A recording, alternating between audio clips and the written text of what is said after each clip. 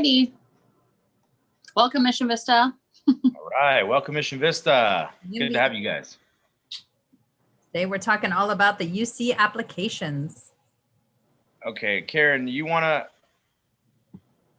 Miss Kenny, why don't you go ahead and share your screen? I just made you co-host. Go ahead. All right. So while Mrs. Kenny pulls that up, today we're going to be talking to you guys about the UC application, what it encompasses. We're going to dive into the different UC campuses and what those have. But on our first slide here, we just want you guys to know that the UC application title at the very top is a link to a helpful user guide for freshmen students who are applying. So it goes in step by step. It's like 60 pages or so of helpful resources and a walkthrough guide for the application. So if you're ever stuck or working on it at like 1 o'clock in the morning and you don't have the answer and are looking for it, this could be a guide for you guys to use. So we'll have it posted on our website for you to access later. Also, something that we want to touch base with our students on is we're keeping track of all of our students who are working on their FAFSA or their California Dream Act. So once again, that opened up on October 2nd. It closes on March 2nd. As of right now, we're roughly around 20% of our student population for our current seniors have completed it, have submitted it, and completed it. So we want to make sure that we're getting to 100%. So if we're only at 20% right now, by the end of November, at minimum, we want to be at 50%. But this opportunity for you guys to get your application in early just allows colleges and universities to get back to you with financial aid awards at an earlier date, rather than not having that information and having to make decisions based off of your college admissions without knowing how much money you're going to get, what scholarships are available to you, what loans you're going to be able to be provided. So if you have questions about those after our session today, and every Wednesday from here on out, roughly from 3 to 4 o'clock, if you need help with your college applications, not with your college applications, but with your FAFSA or your California Dream Act, know that we're available through a live Zoom. In addition, there are webinars that are hosted by the California Financial Aid Commission that you can access on almost a daily basis, where somebody's walking you through. You can register for it and get help walking you through either your FAFSA or your Dream Act. And that info is posted on our website as well. Right. So we have 9 different campuses in the UC, all the way from San Diego up to Davis. The UC institutions are known for their research base. They're definitely a lot more research based than you would get at a like a live stream that you can watch on YouTube. We're gonna mute you. It is when you're creating if you could mute yourself. Unless you have a question, then please feel free to ask away. But you know, when filling out the applications, they take a more holistic approach when they are selecting their students to attend their university. So with that, they have the personal insight questions, which you complete, that give you more information about you. So with that being said, we are going to take a little road trip through all these campuses, starting with San Diego. Jump in the car. First stop, UCSD. UCSD is a beautiful campus located in La Jolla, California, right in between Highway 5 and the coast. For those of you who haven't been there, it is a beautiful campus. A big highlight of the campus is actually their library, but there is so much new construction happening all over UCSD's campus, with one being the trolley stop. And so if you guys are ever in the area and you guys want to check it out, it's actually a really cool campus to walk around. You can check out some of their talking trees, some of the sun god statues, some of the cool buildings that are on campus. But with trolley access, you're now going to have access to downtown San Diego, Old Town, San Diego State, the border. There's going to be so much opportunity for students that are going to UCSD to continue to be involved around the San Diego community and it gives you an opportunity to maybe move out and move into a region that's a little bit less expensive with you and some friends if you guys decide to not live on campus. So check it out. I know that UCSD is also very particular for the application for a particular college.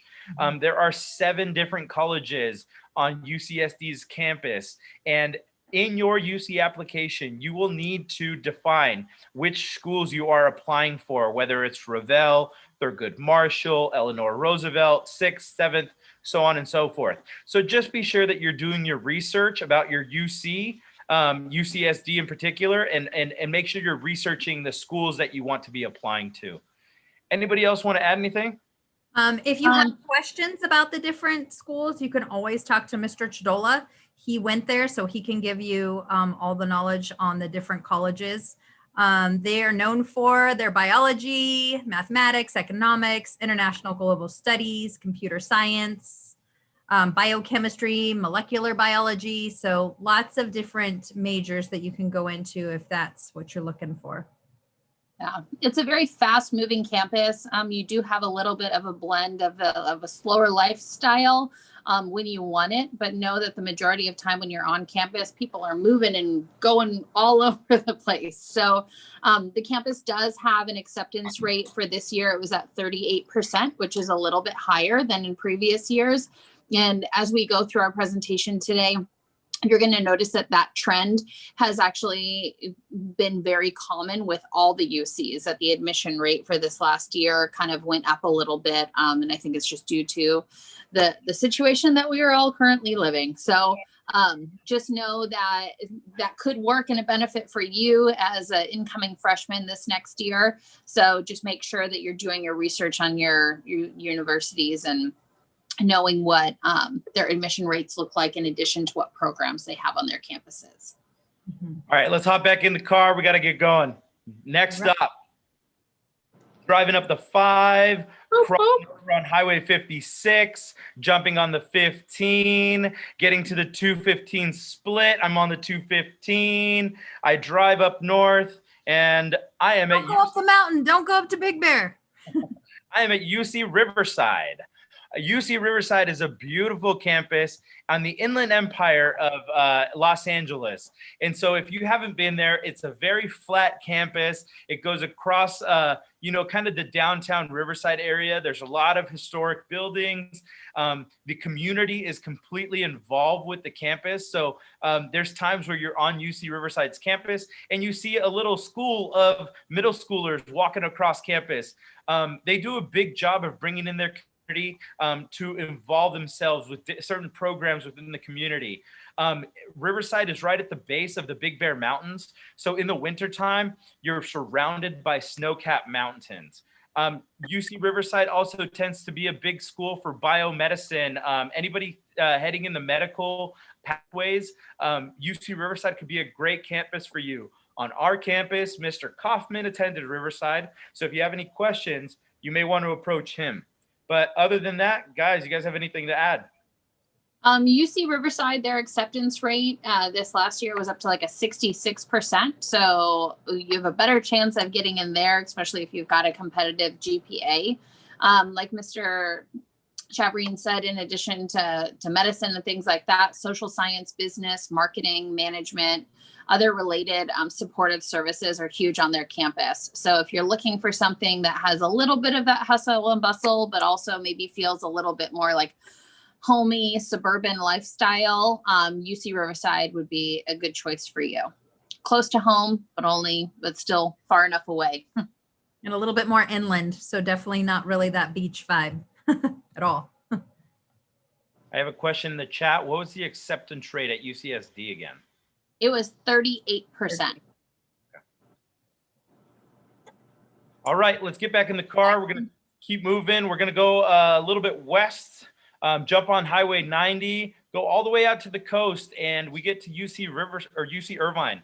UC Irvine is right on the coast. For those of you driving from Oceanside up to Irvine, it's actually, you take the 5 and that toll road, Highway 73, or you can go all the way around to the 405 and hit it on that side.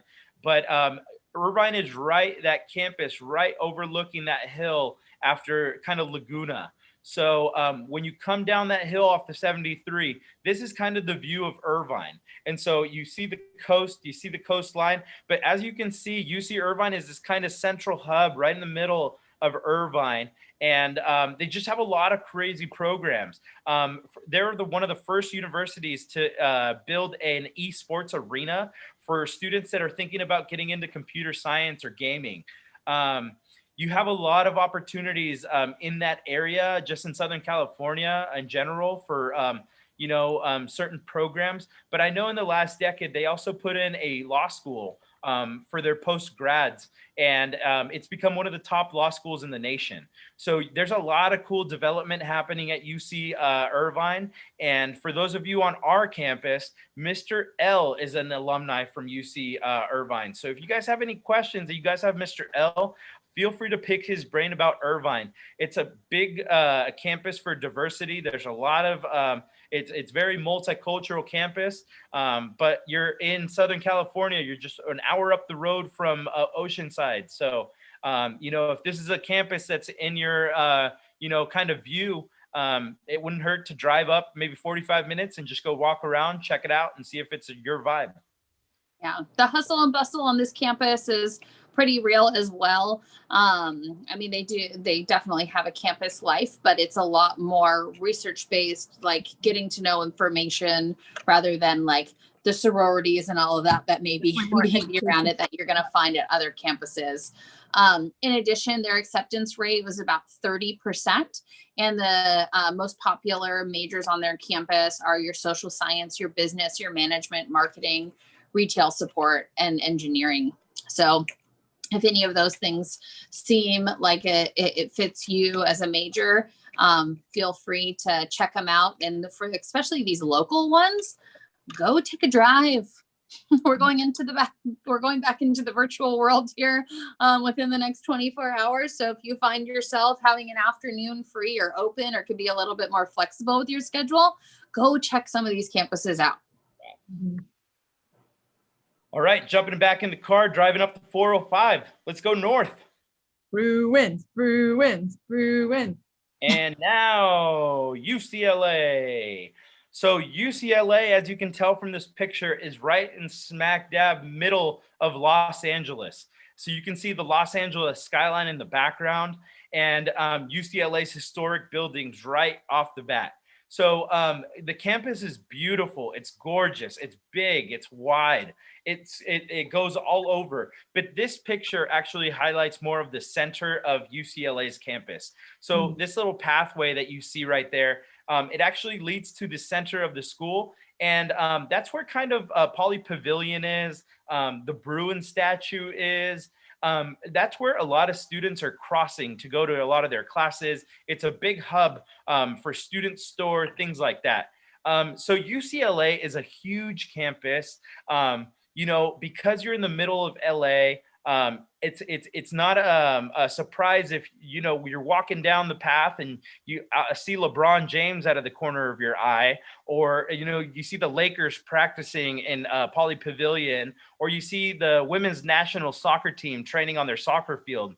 UCLA is a big hub for the community. When certain organizations need to use their campus, they kind of open their doors.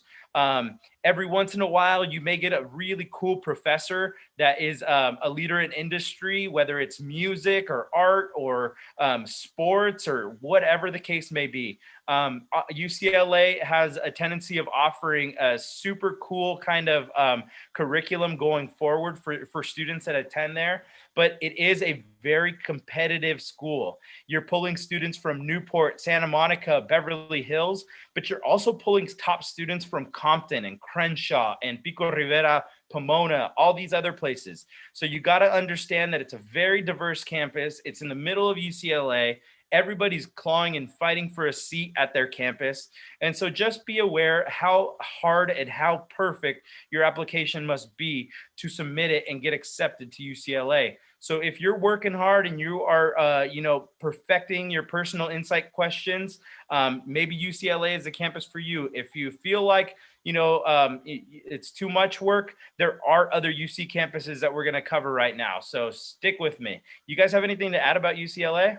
Well, the acceptance rate is only 14%. So like you were saying, it is definitely competitive. But again, they have that, busy campus. They have the sports, USC is their rivals. If you ever go to a UCLA USC game, it's popping off. And, they definitely have the life there. But they have the sports. They have the academic. They have, films of people coming to film their TV shows or their movies on their campus. Like, it's definitely a go campus. So high pace. And then they have biology, business economics, political science, psychology, psychobiology, economics.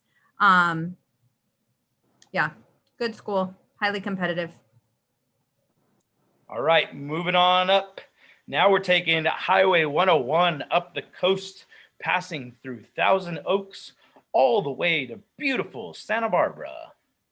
Santa Barbara is one of the most beautiful UC campuses right on the water. As you can tell from the picture, they have this kind of little corner of, coastline that they've taken up. But, when you look and see all these little kind of inlets of water, UC Santa Barbara is actually using them to do research. They're using them in certain classes and in certain curriculums. So, I know we have an alumni from UC Santa Barbara in our chat, Go Gauchos. But, just in being at a school like Santa Barbara, you can't beat it. You got a beautiful city next door. You got a beautiful college. It's full of bike paths and bicycles and people. And for those of you who like fun facts, Jack Johnson is an alumni from Santa Barbara, talks about it in a lot of his songs, talks about DLG, which is one of their cafeterias on campus. So, I want to highlight these things because on top of just those academics and the cool campus, you have State Street, you have Santa Barbara, one of the liveliest communities in all of Southern California, pretty much. So if you are interested in a place like Santa Barbara and you don't get in your first shot right out of high school, another opportunity is for you to go to the community college in Santa Barbara and transfer from there. So there's a lot of ways. If Santa Barbara is your number one school, it's a school that you are dying to go to, there are other ways to get there. But just in general, UC Santa Barbara is a beautiful campus. We've had our students get in and they've been successful there. So if you have more questions about it, feel free. There's graduates of the program, all that stuff. So you guys want to jump in at all? Yeah, it's just a beautiful campus. I mean, if you're looking for some place that reminds you a little bit of home, but is just for like far enough away that it's going to take you a little bit of a drive so you can have that independence, UC Santa Barbara is definitely one that would fulfill those things for you.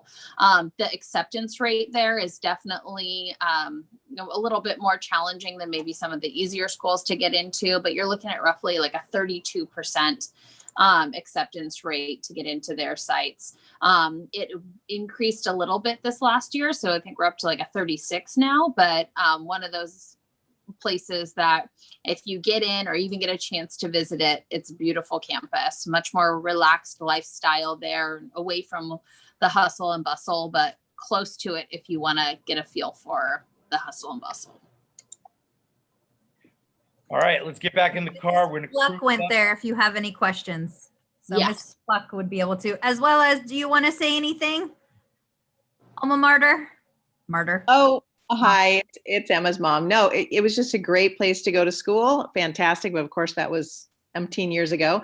I would say that it's gotten a lot more diverse, at least from the tours we did virtually this year. They seem to have a lot more diversity.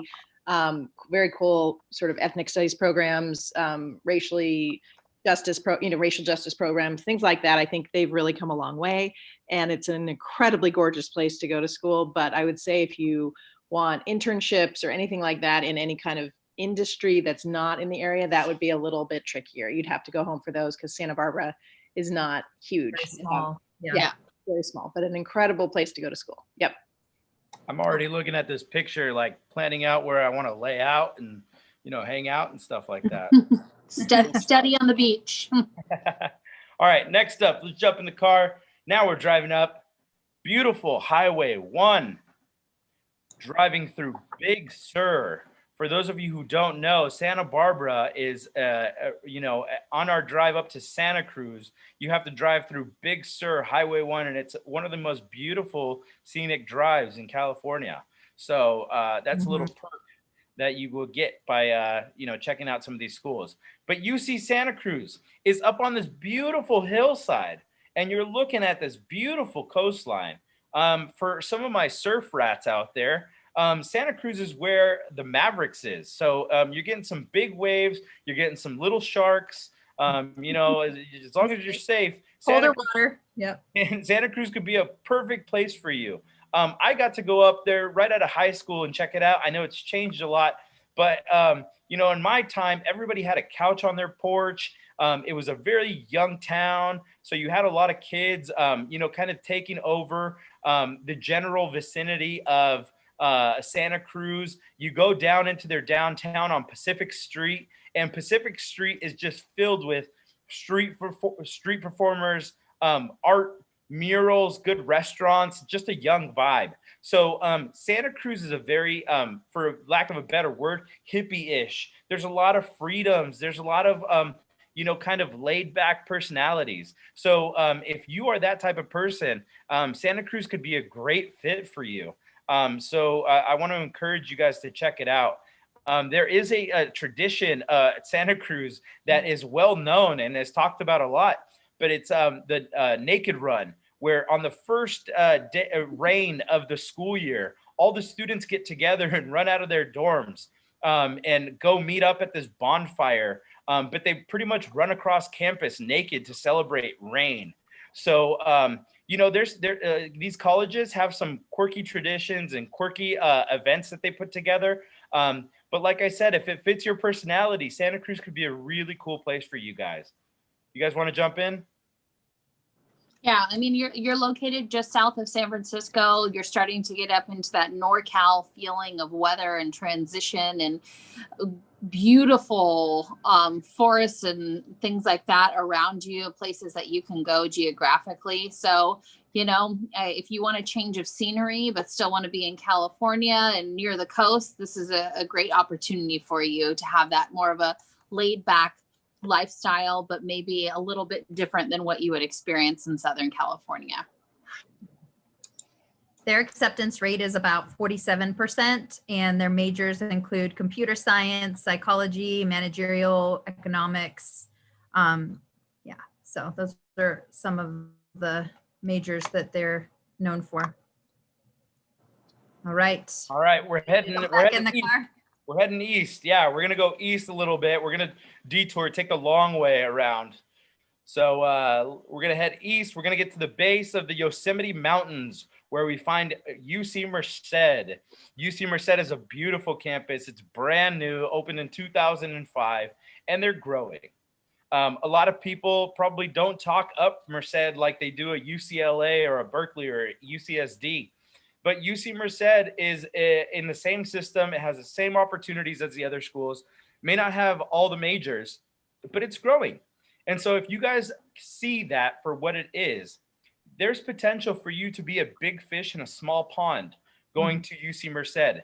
That means that the doors are going to be much easier to open when stepping into leadership, when stepping into student government, when applying for competitive majors. The door is going to be easier to open at a campus like UC Merced because the opportunities are that much greater, knowing that it's not as impacted, it's not as popular, there's not a lot of students that want to go there. So, but you have to make what you want out of it. Like I'm looking at this picture, I can already see a lazy river running through campus. I guarantee you it's not a lazy river, but in the eyes of a college student, it could definitely be a lazy river. So, just think about how to make this campus your own And if Merced is a possibility for you and you like being, you can deal with being away from the coastline for just a little bit, it's not a bad area to be in. And I think it's, going to give you just as many opportunities as any other UC campus out there. Yeah. Go ahead, guys, jump in. And just to piggyback onto that, especially in the fact of the biological and biomedical sciences, many other schools have very impacted programs. And so if that is something you're into and you want that to be your major and your degree, then, the acceptance rate there is a lot higher than it would be in maybe some of the more competitive UCs. So, before you say, I don't want to live in Fresno, take a trip up there, check it out. It might not be as bad as you think, especially if it's just 4 years and the experience and getting the major you want. A lot of cool. Yeah, and you can see, obviously, this is like a rendering of what the school is, but they have room to grow. So if you like that open feel away from the big city, this is definitely a location for you to have that small, close knit opportunity, maybe something even close to what you experience here at Mission Vista. And you can be part of that growth. Just think about it that way. Yep. All right, let's get back in our car and we're going to go back west through the concrete jungle of San Francisco, driving on that Golden Gate Bridge and ending up at UC Berkeley. UC Berkeley is a campus that's located just outside of San Francisco, and it has been labeled a very liberal campus, but I think it's liberal because you get a lot of different conversations that happen there.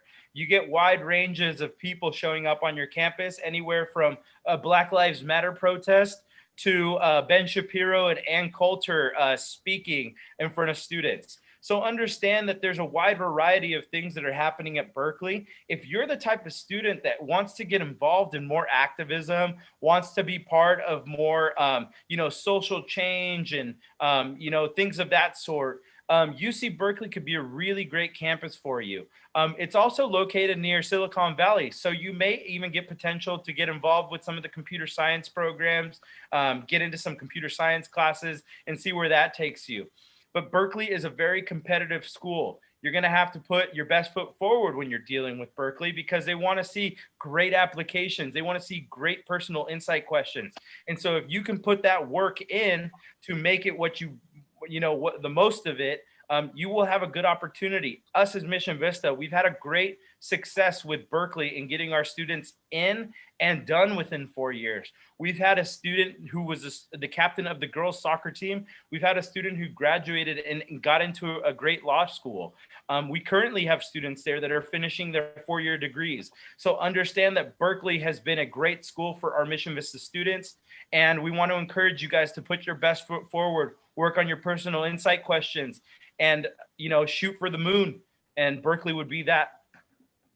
Yeah. Also, a lot of times, or traditionally, when we're talking to you about UCs and whether you need letters of recommendation or anything like that, traditionally you do not see it from the UCs. Now, Berkeley, on the other hand, is kind of known for requesting further information from their students, because I think out of all of the universities, Berkeley takes the most holistic view of their students, and maybe that's a personal opinion, but that is the school that we see them requesting more information from students. Can you talk to me more about this? Is there anything in addition that you feel like your application didn't show? And this would be like a supplemental request that they'd be sending you. So checking your emails is really important. If they give you the opportunity to do that, usually it's not something that's required, but take the opportunity. Take the opportunity for any of this stuff. They may also ask you, do you have anybody that we can speak to or that can give us more information about you as a student or your commitment to your community, whether that's in school or out of school? Feel free to contact us as your counselor when that comes up. If you have questions, let us know, but take advantage of every opportunity that is out there. I think that this one is the one that it's usually like, oh, it's a UC school. Most of the time it's like Berkeley. That's all you hear. So, they definitely are more elite, but they are known for their chemistry, environmental ecology, physics, space science, economics, business, biology, biochemistry. You know, there's animal sciences. There's so much they have to offer there. Cellular biology. So again, they have to kind of be a little bit more particular just because they do have so much that they specialize in. And their acceptance rate is about a 15. I think it's gone up to 17%. I know that was a question in the chat. So yeah, it's a competitive school. So just be aware that you are, applying for something, competitive.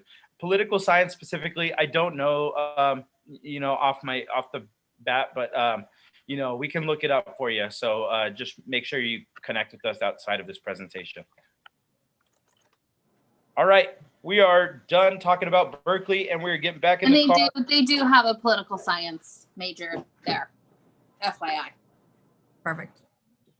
Let's get back in the car. We're going to head up north to our last school. UC Davis. I'm hearing a lot of moos. What's that smell? Heading up to Davis. Okay, so I keep saying that I was going to introduce this school with a picture of a cow and UC Davis. But that was unfair to the campus because the campus is beautiful and it is a cool town. So I wanted to do its due diligence, but as you can see, it has a real cool water tower with UC Davis all over it. And, it's in a really fun little college town. It's exactly what you see in the movies.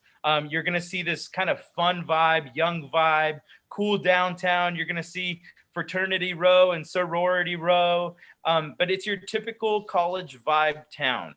Out here, though, you get some really cool opportunities to work hands-on with animals and hands-on with agriculture. So that is one of the benefits of being at Davis. Anybody that's thinking about getting into like a veterinary science, animal husbandry, agriculture, even just medicine, UC Davis could be a great opportunity for you. Now, I will tell you, Davis historically has denied a lot of our students, but they then appeal the denial. And usually Davis has done a good job of accepting those students.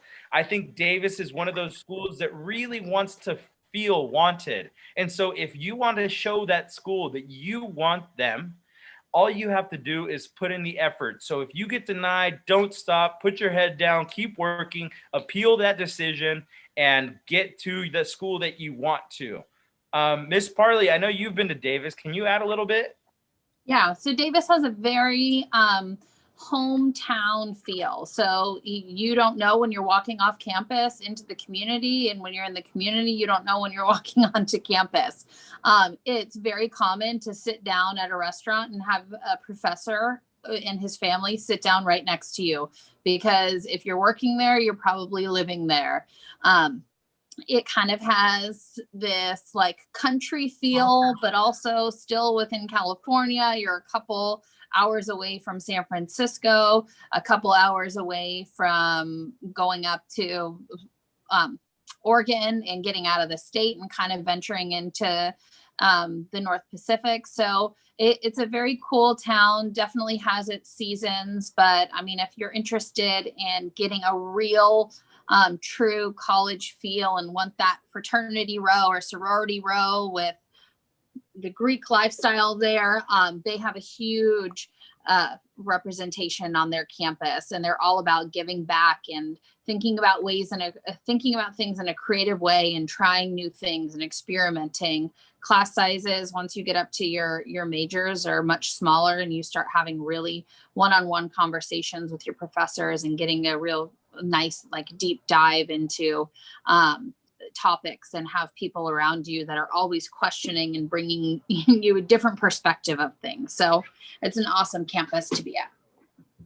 I know Ms. Parley was talking earlier about how one of her friends is in forensic science and got to bury some dead animals so that they could figure out how they decomposed. So that's the kind of work you're going to be doing in Davis, which is fascinating. And I know there's a question in the chat about fires. I don't know if the fires affected UC Davis's campus. I don't think so. I haven't heard of anything.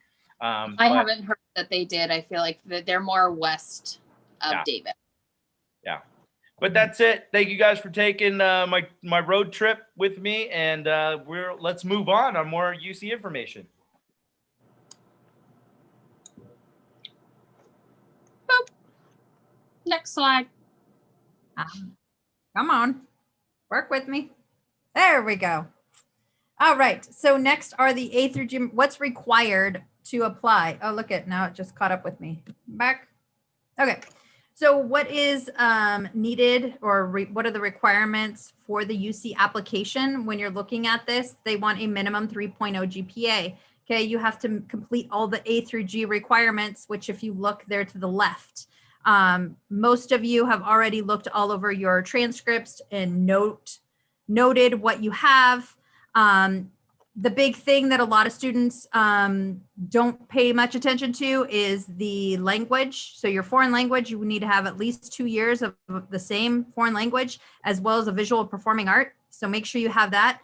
And of course, that you have it completed with a C or better. Okay, so all of your A through G courses need to have a C or better. If you have any, even if it's your freshman year and you maybe had lab bio and you had a D for one of the terms, that would need to be remediated.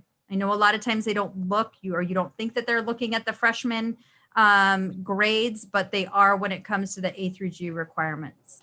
So complete the A through G requirements. The SAT or ACT, which this year is test optional, especially in the state of California, so you shouldn't have any problems with the UCs not having those. And then each application is $70. So again, you have one application portal, but within that portal, you can apply to any of the UC schools, any of the 9. But just realize that if you're applying to them, you have a $70 fee for each one that you apply to. And know that if you do qualify for free and reduced lunch, then you can also get some fee waivers. So check into that if you think you qualify. Reach out to Mr. Framo.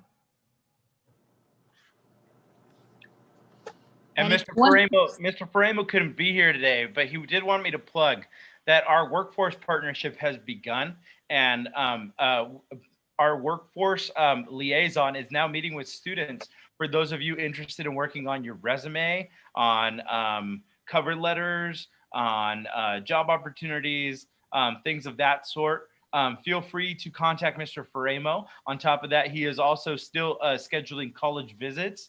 Right now, I believe today he had FITM on our campus to meet with students and keep filling out those scholarships. That's it for Mr. Framo. Thank you. All right, any other questions? Berkeley is test blind next year's applicants. Is that still correct? I believe, yes. I believe all UCs are not requiring test scores because of the whole COVID situation.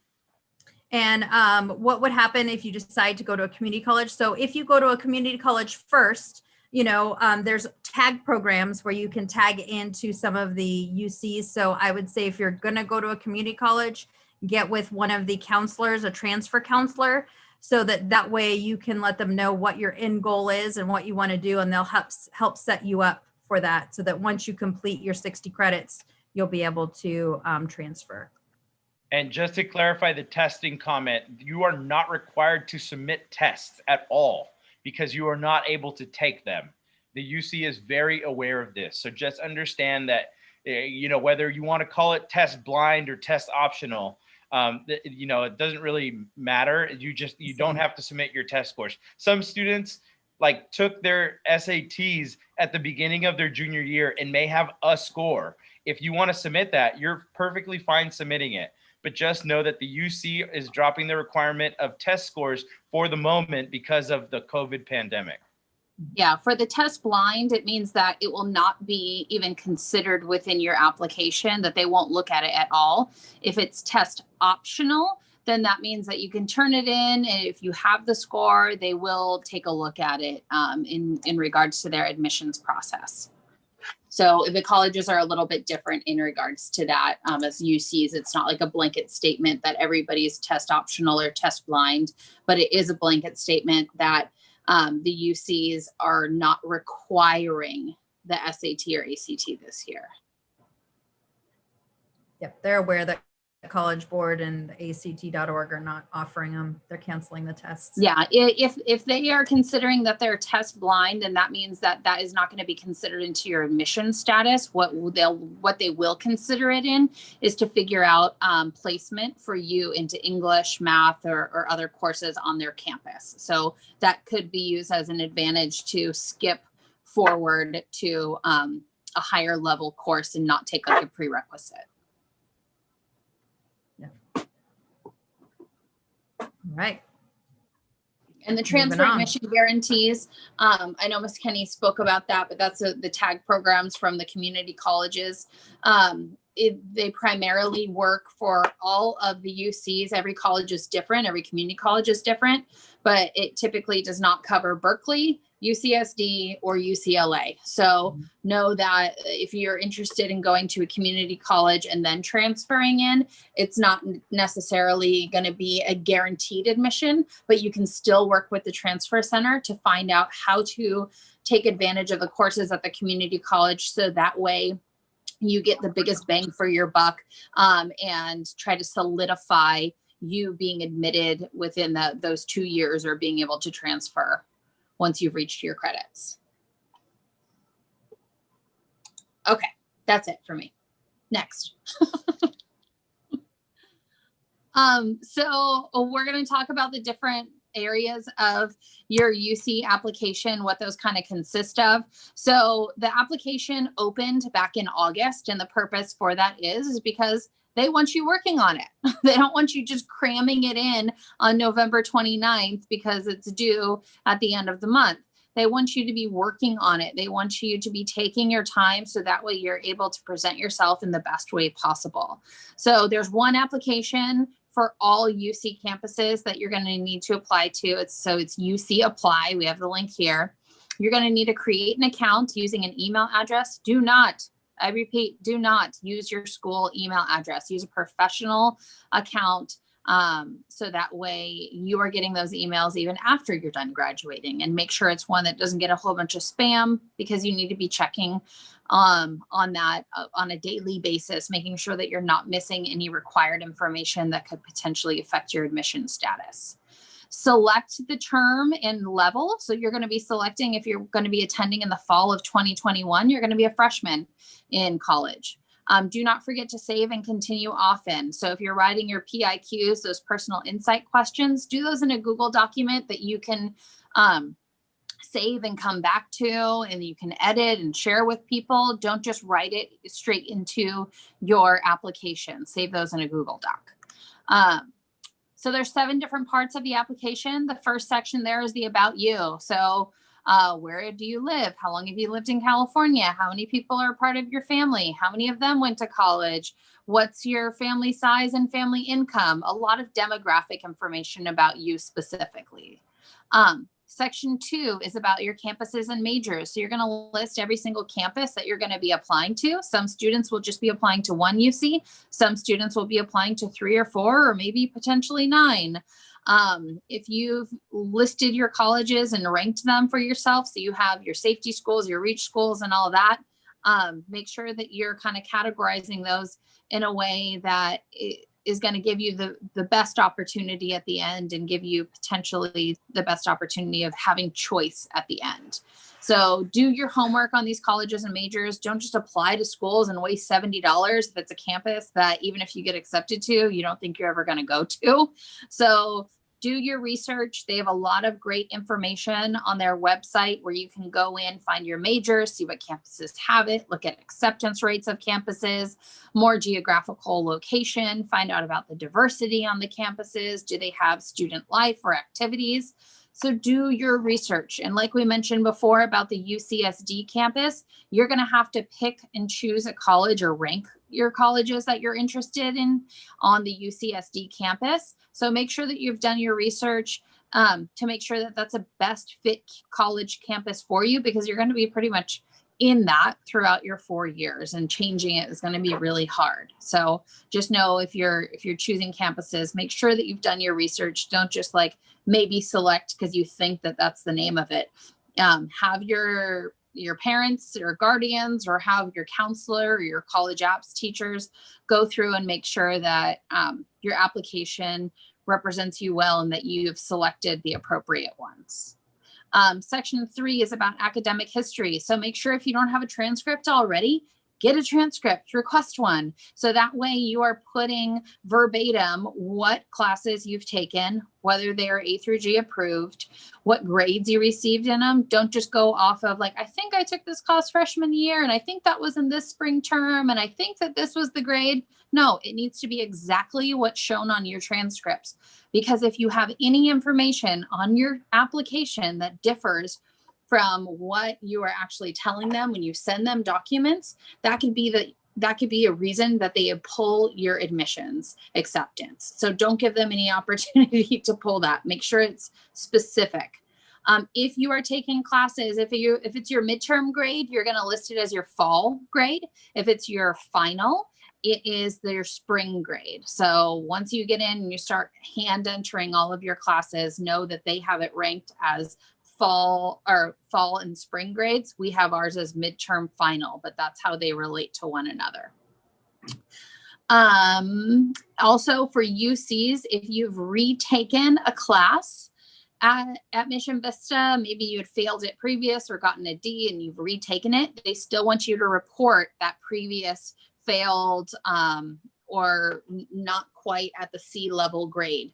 You need to report all of your grades, whether you've taken classes at Mission Vista, if you were off at a different campus or took classes over the summer or community college, whatever that may be, they want you to list all of it. Test scores, we talked about that, of whether that the fact that they are optional this year. If they're test blind, they're not going to look at them in regards to your admissions acceptance or not. If they're test optional, then they may look at that to see whether or not you're going to be accepted to their campus. Activities and awards. Activities and awards, they want stuff that's relevant, okay? They want to know what you've done within your high school career, what activities you've been involved in, what awards you've received. If you were in Boy Scouts in 3rd grade, they don't care about that. But now if you've been in Boy Scouts from 3rd grade all the way through your senior year and you're working on your Eagle Scout project, that's a different story. So make sure that they are relevant, and primarily the year that you're going to stop at reporting what your activities were in, we're going to be when you started freshman year, unless it is a activity that you've been involved in prior and are still currently in. If you have received your 4.0 scholar award, like 4.0 luncheon, don't put, I received an award for a 4.0 luncheon. You're a 4.0 scholar. So that's one that a lot of our students mark on there. I received a 4.0 luncheon. You're a 4.0 scholar. So use that instead. Number 6, scholarships and programs. Make sure that you're listing any scholarships that you may have received already. If you're involved in AVID or you're involved in Upward Bound or anything like that within as far as a program within a high school, make sure that you've listed those. And then lastly, your personal insight questions are very important, because that's your opportunity to really tell them who you are as an individual, things that you have experienced, how those things have changed you into the person that you are, and continuing to grow to be. So we're going to touch on those in just a second. I saw one question come in. Can you create a UC account as a junior? Yeah, I mean, you can get in there and create an account, but you won't, I mean, technically it's not open for you to really start working on until your junior year, or until the summer before your junior year, because they may change their personal insight questions or things like that.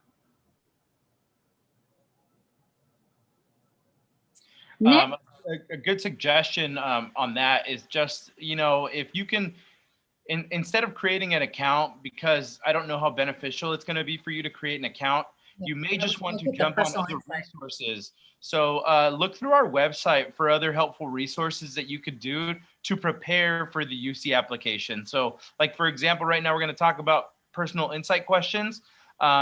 Those tend to stay the same, but in case something changes, you can always stay prepared. So just look at our website, check out some resources. I agree. Okay. Start working on your brag sheet. Yes, working on your brag sheet. Okay, so I'm going to touch a little bit on personal insight questions. I'm not going to read them. I'm going to let you guys read them as I'm talking about it.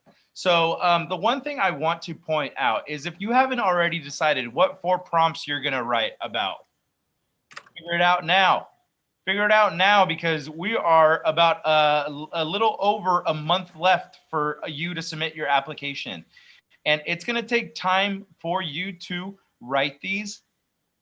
They are only 350 words, but you have to pick the right 350 words. And that's going to take over and over and over and over and over again of your revisions.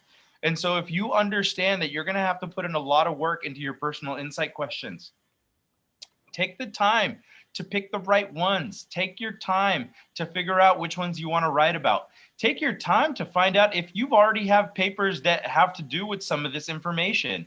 Because if you don't have to recreate the wheel and you can just kind of recycle a past writing to make it that much better and that much more fitting for the UCs, then take advantage of those things. But any good personal insight question is probably going to take anywhere from 10 to 45 drafts. So understand that the more work you put in, the better off you're going to be in terms of submission for the UC application.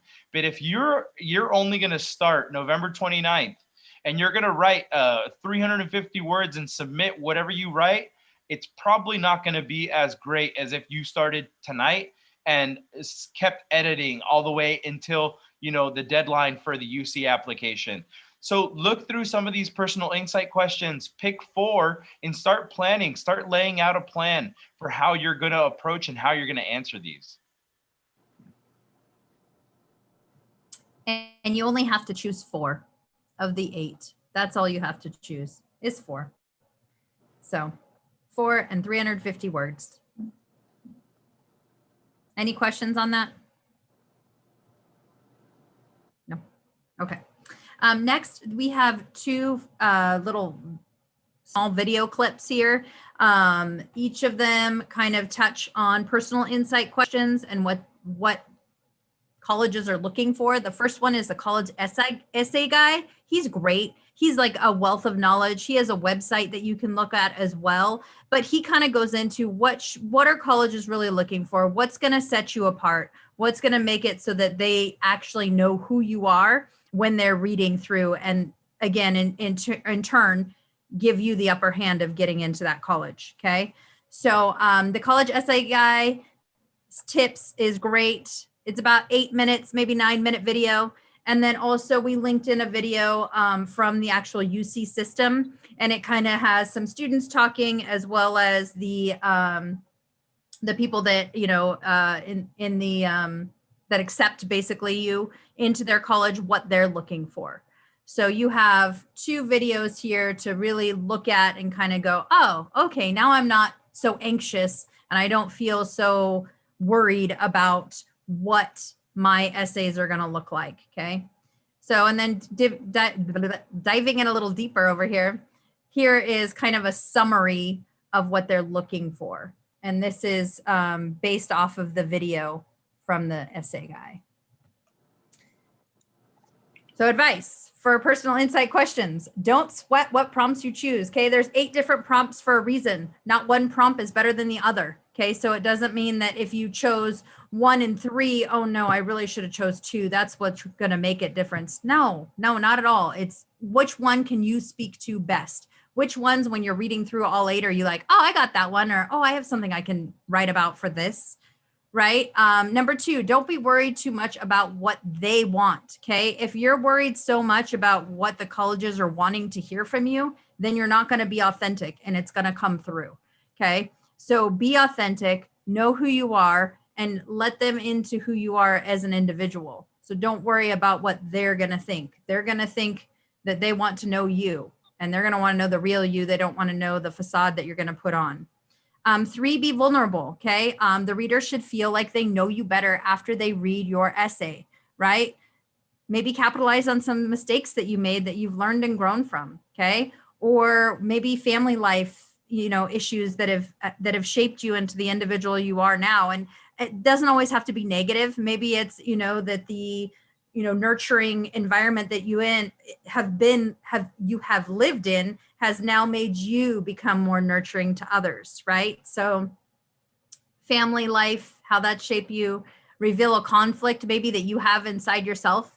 Maybe you're somebody that's like a little bit more, let's say not very social, but yet you need to be more social. So you're trying to put yourself in some uncomfortable situations to bring that out of you. Capitalize on that, share that story, right?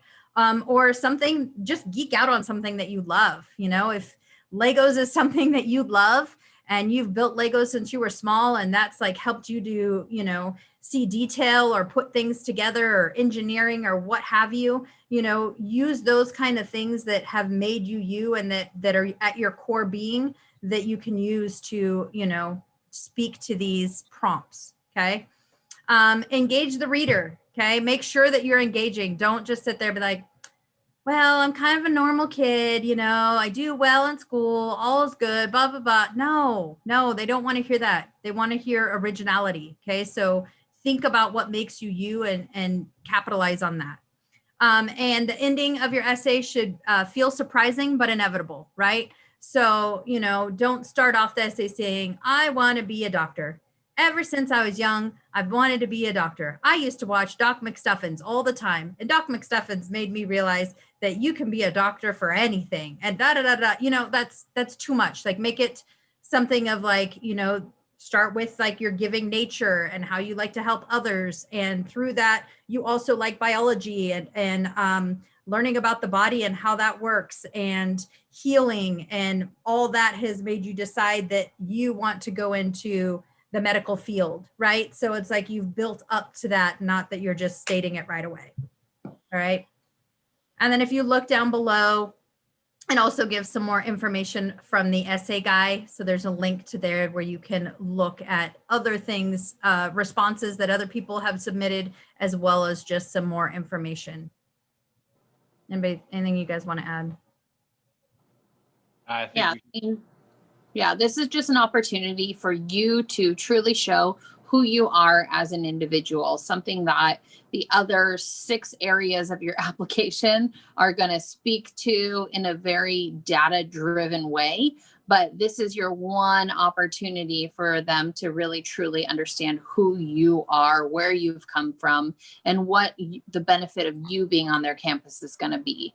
Know that the personal insight questions is something that you're going to be writing to all the colleges. It's not like you have personal insight questions that you're sending to the UCLA and then a different one to Merced and a different one to Davis.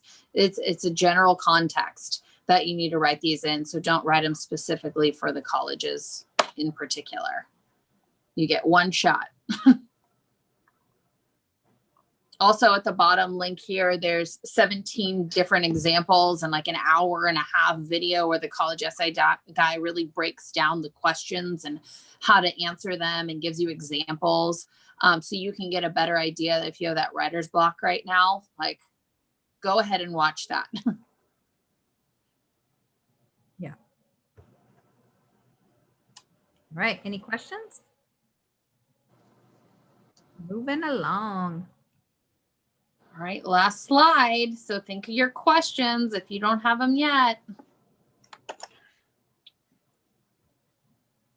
Am I up? Go, Shav, go. All right. Tips for personal insight questions. Okay, so number 1, no time like the present. Get started. I already told you this 2 slides ago. What do you guys still? No, I'm kidding. Stay until we're done. But get started now. Get started today. Get started tonight. Start planning it out if you haven't done so already. Okay. Remember your audience. This is something that I want to bring up that's kind of important, because when you write, you've usually had to write for whether it's Mr. Hill or Miss O'Shea or Mr. Etheridge or Mr. Jones. You're writing for a different type of audience now. The people who read for UCs are typically alumni, our board members, our professors, our campus employees, are all sorts of types of people that the University of California actually hires to evaluate your writing. So understand that there's a huge diversity of people that may pick up your writing. And so it's really important to understand that audience and kind of have a general perspective going forward with your writing. So just realize that it's not your typical paper that you're submitting for your teacher. This is something that you need to engage a lot of different types of personalities. And so the more flexible you can be and the more engaging you can be, the better off your paper is going to be. Number 3, plain text is best. Okay, I want to remind you little Gen Zers that we do not use emojis. We do not use LOLs, no SMHs in your writing. Please keep it text and keep it simple. Okay, sometimes you can format your papers, MLA, APA, things of that sort, but keep it professional, keep it text. Your first draft does not have to be perfect. Your first draft does not have to be done. And so I want to remind you of that because even if you just start free writing in terms of your PIQs, that's something to work with. And so if you have a moment to sit down and free write 350 words so that we can at least get started to talk about something, that is a step in the right direction. So tonight, if you haven't done so already, get started on your PIQs, do some free writing, write about 4 questions, write about 8 questions if you really want, and then pick your favorite 4. Okay, so these are some just helpful tips that you can take. Keep the focus on yourself. Do not deviate. I do not want to know about your mom and dad. I don't want to know about your dog. I want to know about you. How have you grown? How have you overcome? How have you overachieved? Things of that sort. Now, if you are writing because you're getting into a major, say veterinary science, then yeah, write about your dog, but make it about you and how your dog has impacted your life and your growth and your potential of getting into a veterinary science program. So just understand that these papers need to be about you. Say it in a few words. I don't want to say much more, but it is important for me to bring up diarrhea of the mouth. We do not want it. When I was in high school, I was exactly like that. I was trying to find every nook and cranny to throw in an and, it, or a but because I wanted to get to that 350 word level. You don't have to get there.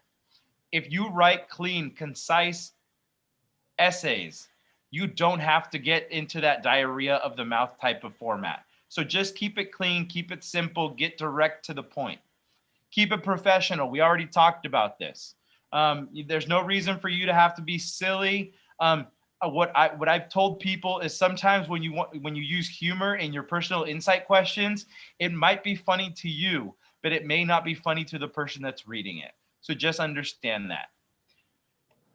Read your responses out loud. This is probably one of the best exercises when it comes to personal insight questions. When you're reading it out loud, you can kind of see how smooth your writing is. Are you making your points clearly? Does your paper make sense? And do you like the way it sounds? That all comes out of reading it aloud. And so the next one is print it out and proofread it. If you can print out multiple copies, this goes into number 10. We can get more eyes on it. If you have to give it to your neighbor, to your post office man, to his kids, to the grocery store clerk, to your grandpa, grandma, anybody that can put their eyes on it and offer feedback is only going to make your paper that much better.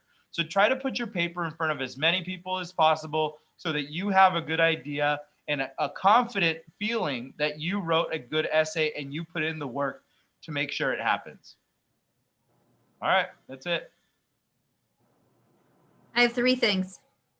So first off is, when you're starting to write it, if you haven't started writing your personal insight questions, use your brag sheet at first. The brag sheet is built based upon the personal insight questions. So it will naturally kind of jog your memory of things that you've done and help kind of start those juices flowing, so to speak, right? When it comes to the writing. The second thing is make sure that you are, keeping the focus on yourself. But I think that sometimes when it comes to focusing on ourselves, we kind of go, well, I don't know what makes me different. Like, I don't know what makes me cool. I'm just like an average Joe, right? No, think about it in the respect, if you can't come up with something, ask people that are around you what sets you apart, okay? Get that little bit of feedback, so then that thing that you might be thinking is not that big of a deal because it's just who you are at your core being, might be something that's extraordinary when you think about it from somebody else's lens, right? And then the third thing is, make sure with all 4 of your essays that you're not repeating the same content over and over. Okay, make sure that each different essay kind of speaks to a different part of who you are, so that they can really get to know you as a person, not just one aspect of you. Okay, I think that's it. Any questions? Feel free to throw them in the chat, or you can ask verbally. There was a question in our YouTube chat about where is this presentation going to be available? We are going to put it on our website, but you guys can always go back on YouTube, and this is being recorded live. So you guys can rewind and fast forward and just get to the slides that you want to hear about if that is something that you're interested in doing. So all of these presentations, our college visits, our Kicking It with our counselors are being uploaded onto our YouTube channel. So if you want to watch our videos again, be sure to visit our YouTube channel or visit our website, and it'll direct you to a lot of our information. Yeah, the main page of our website at the very top, it has links to all of our most recent videos. And then there's also a link that you can go and click on the pages for the videos from the past weeks. And I'm going to encourage our audience. If you guys have family or friends that want some college information and have time to join us for these types of things, or want to watch later on our YouTube, feel free to share our content. The whole purpose is to help younger people go to college and feel prepared. So I know we are particular Mission Vista counselors, but whether you go to Vista High, Rancho, or any other school in San Diego County, California, the US, if you're getting good information from us, contact us. Let us know what we can do to provide more information for you guys. But we are trying to build an audience here. So feel free to share it with your other friends who have seniors, so that you guys can kind of start the conversation, and maybe they'll give you some helpful tips too.